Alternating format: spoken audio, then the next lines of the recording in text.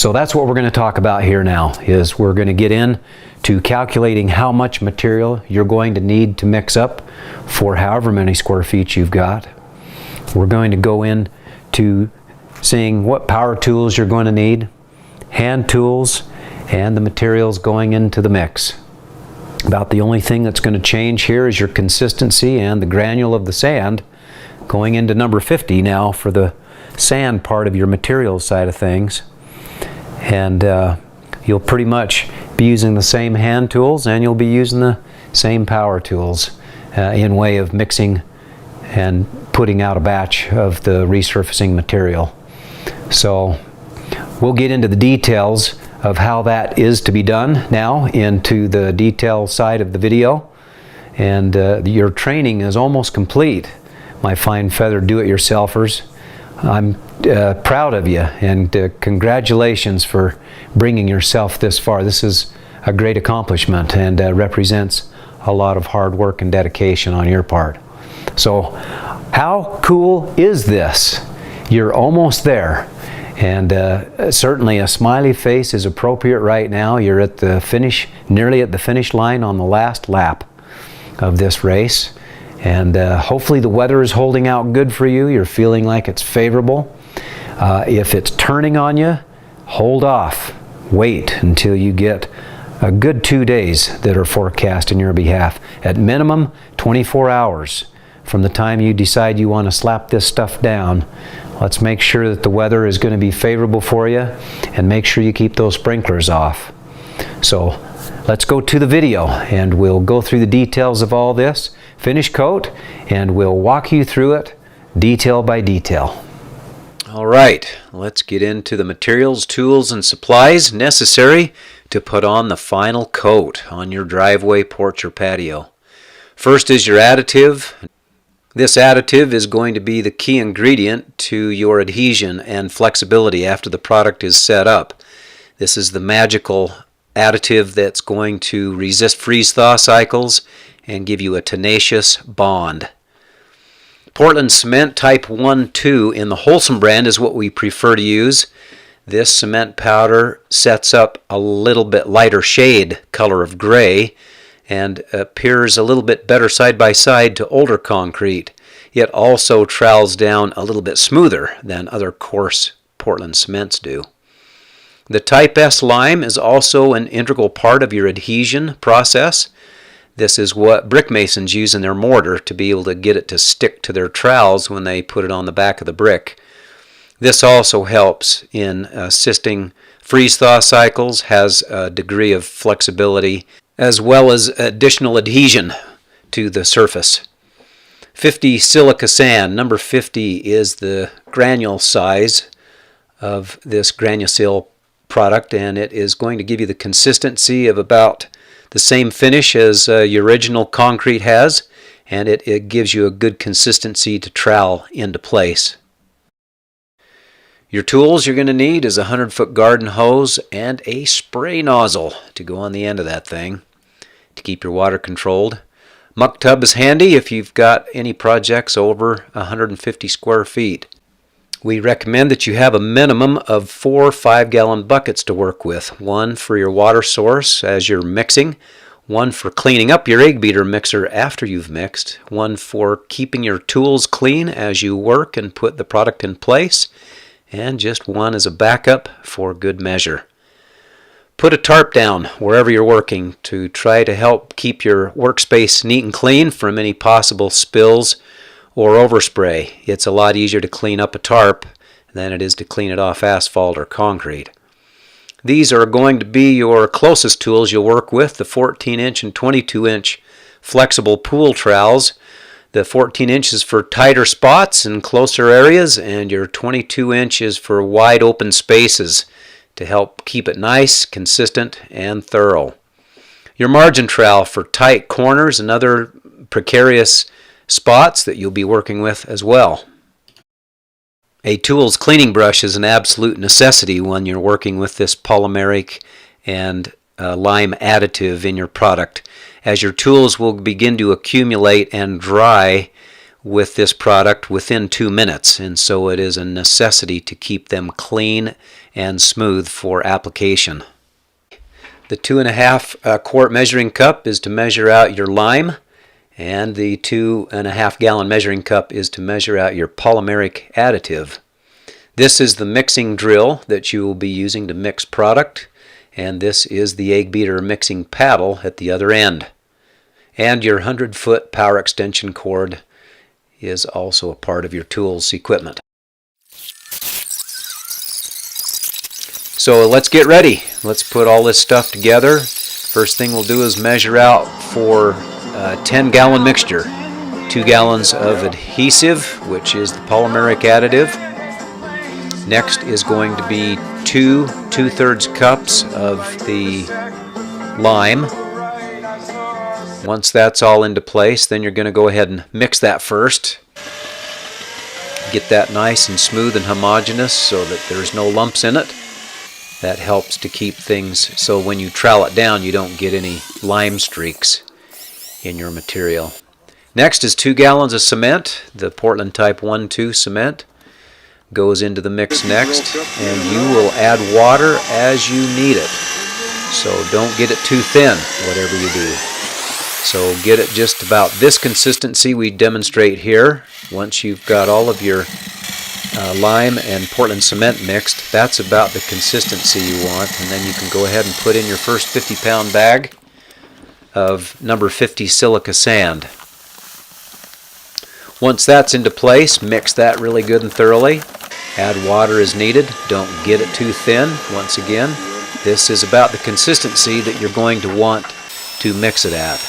Mix it really thoroughly, and then you'll be able to follow up with your second 50-pound bag for this 10-gallon mixture that we're going to be putting down on your project.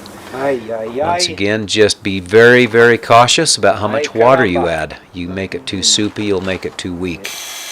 This is about the consistency that we like to see it.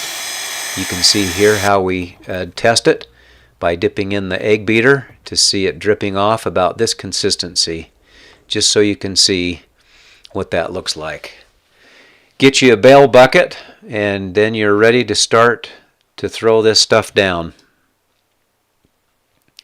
You'll pour it out in a windrow like this, and once it's in place, then if it's hot, we demonstrate how you get the concrete just damp. Don't ever let it puddle. It'll discolor it, and it'll make it weak as well if you put down too much water. But a little bit of water, as you can see in this demonstration, evaporates off really fast if you're in hot, hot summer weather. These next segments are going to demonstrate how to trowel. How to trowel with a 14-inch, how to trowel with a 22-inch pool trowel, how to clean out your control joints. These skilled applicators can use both hands in many cases. That doesn't necessarily mean that you have to. You'll be able to see in some of these other examples that a lot of these applicators aren't as ambidextrous as Zachary is there on the left in the red baseball cap. His sister Larissa is pretty good. She is very systematic and methodical, and she does an amazing job. You can see she also switches up and uses both hands. You'll notice that it's done in a horseshoe shape. That's the easiest way to bring the material towards you, and you at the same time can work your way out of a corner. You start at the end and try to work to the opposite end, and in this regard, the horseshoe shape pattern is the best. In this example here, you'll just see how oftentimes it's necessary to get in tight spots. The margin trowels come in handy here, and there's even times when you have to just use your hand in areas that you can't get any tools at all. Don't do this at home. This is just an extreme case to demonstrate that there are some real precarious spots to do some of the work in. I just use this as an example of some of the crazy things that Concrete Design Systems and its crew has had to do. Coming up next here are steps. A little example of how you do vertical risers on the steps as well as the treads. You'll see here by this example it's a very, very slow and arduous process as well. It's a bit of a trick to try to get the bull noses all nice, neat and clean and smooth, as well as getting the risers where they belong. But do it slow and be consistent, be patient, and be very long-suffering, as it does take quite a bit of time to be able to do steps. These next examples coming up are just more segments for you to learn how to trowel. You can look at this a little bit more closely to see how Zach and Larissa are putting this down. They're utilizing the 14-inch pool trowels in these tight spots right here. And oftentimes in a tight corner like this, with two people side by side, is easier with a shorter trowel. You can take on bigger spaces with the 22-inch trowels, and that's what they're designed for. But always be very patient about cleaning out your control joints like Zach is doing here. And then before you know it, you've got your project all done, and this is what they can look like when they're completed immediately afterwards. They're a little blotchy, kind of have a hodgepodge look to them as they continue to dry. You'll get light, dark, and medium color shades of gray throughout the surface over a 24-hour period. And then we'll show in our next and complete segment, final segment of finishing the resurfacing process, what they look like with sealer on them. These are examples of driveways, walkways, porches, patios, steps, and just a variety of different applications and how they look. Most of these examples here are examples of finished concrete that was not sealed. In these other cases here, this is one that's sealed. This is one that's just in the process of drying. Still has the shadows of the various colors in it, as well as this one here. Sometimes you'll come up against some crazy steps like this, and this is an example of a driveway that has sealer on it. And that pretty much winds up our final finish coat module. All right, isn't that really easy? It's just so simple, and the math is simple on it, and hopefully you're feeling comfortable with the calculations so that you feel like you've got a good handle on how much mud, as we call it and refer to so often, resurfacer, that you need to mix up to do this project. So keep in mind that the colors will change if you have to mix multiple batches. It's extremely hard as there are so many variables that come into play. I know it sounds crazy, but there's too many things out of your control. You can't control the heat of the day. You can't control the direct sunlight that comes onto the project. You can't control the areas that may get shaded. You can't control the surface temperature. You can't control the wind. And so many factors that play into this. Just keep that in mind as far as the color variation and consistency. If you have to do multiple batches, try to break it up to where you maybe have a control joint that you can do it in a section if that's where it's looking for you, and that way it looks a little bit more uniform and balanced instead of just kind of cutting through with a random pattern of troweling through a section of your driveway or walkway or patio, whatever it might be, if you follow what I mean, so that it doesn't cut into a section that's divided up in the grid pattern of your control joints that divide up your concrete typically where they're tooled, and your expansion joints have been set into place. So you've got that in mind, just a word to the wise. So let's head on over now to where we can do a short segment on actual sealing. If it is you want to take it to that next level, that's an added bonus in the training, and we'll be glad to go through that with you next.